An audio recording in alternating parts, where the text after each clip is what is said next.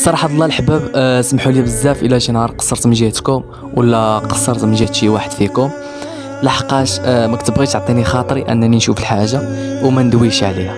اي حاجه كنعيشها واي حاجه كضرني في خاطري راني كنبغي نشاركها معكم. عرفتوا علاش ولا لا؟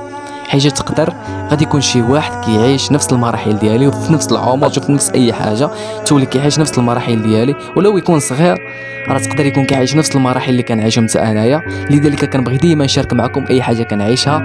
واش نقول لكم الحباب، سمحوا لي بزاف الا قصرت من جهتكم، واي واحد بغى شي حاجه، اي واحد بغاني نهضر على شي حاجه، اي واحد بغاني نساعدو، اي واحد بغى شي حاجه كتبوها لي في التعليق، راني كنجاوب اي واحد. اي واحد راني كنجاوب، حاشا ولله انني غنتكبر على شي واحد ولا اني غنبان على شي واحد. هكا داير انا هكا داير، عفو ما عند سيدي ربي. هادشي اللي كاين الحباب. اللي بغى شي حاجه، اللي بغى شي مساعده، اللي بغى ندوي على شي فيديو، اللي بغى اي حاجه، كاملين في التعليق الحباب. وشكرا لكم بزاف، وغادي نعاود لكم هاد المره هادي.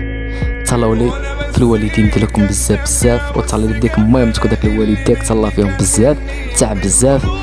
وبهاد المناسبه الاخوان كاملين افتخروا بالاسماء الوالدين ديالكم، كتبوهم لي في التعليق. والله يخلي لك والديك اخويا، والله يخلي لك والديك اختي.